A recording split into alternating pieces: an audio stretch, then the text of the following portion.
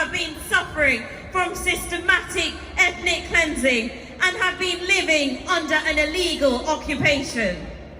Our next speaker is someone who has been campaigning against apartheid and for the freedom of Palestinians for over 26 years. He is the founder and chair of Friends of Al-Aqsa, one of the co-organisers of today's protest. So please give a very warm welcome to Dr. Ismail Patel. Assalamu alaikum. For the past 12 weeks, Israel has mercilessly been bombing Gaza. Israel is carrying out a war never seen in history, where 80% of the strip has been destroyed, 50% of the deaths are children, and 90% of the population is displaced. The ICJ has ruled there is a plausible case Israel is carrying out a genocide in Gaza. But let us be clear, the genocide in Gaza is made possible because of Starmer's and Sunak's unreserved support for Israel. When Israel blocked fuel, food, electricity and water in Gaza, Sunak praised Israel and said, "We want Israel to win," while Starmer saw nothing wrong with a collective punishment. When Netanyahu says he's going to colonize and subjugate everything between the river and the sea, the British government sends Israel military aid. When Netanyahu says there will be no Palestinian state, in effect ethnically cleansing Palestine, Sunak and Starmer wants us to think that is Israel's right to self-defense. Well, friends, let us send a message to Israel, Starmer and Sunak. We will not stop until occupation and oppression end between river and the sea. We will not stop until there is an end to the siege of Gaza.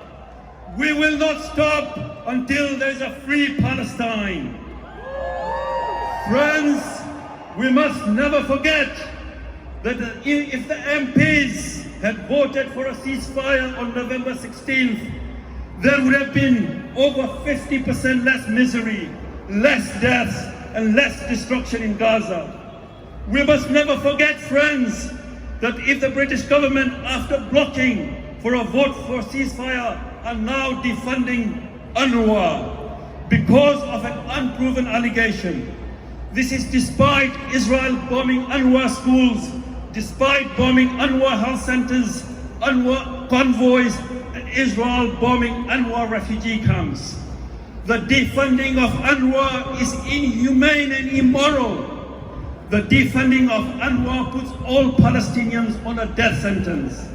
If the Israeli bombs don't kill the Palestinians, disease and famine will soon kill them.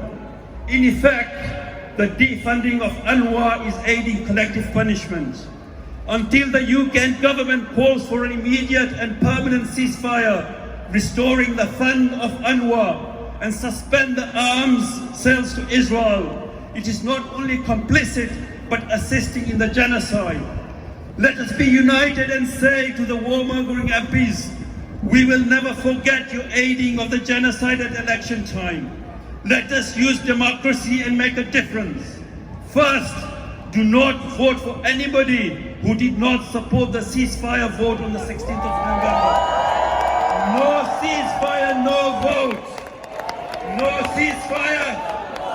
No ceasefire. Second, do not vote for anybody who is supporting for the defunding of UNRWA.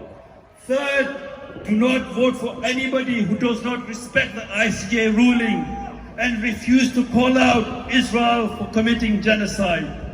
Let us work together, friends, and make sure our next MP must call for an end to genocide, must end the Israeli occupation, and must call for a free.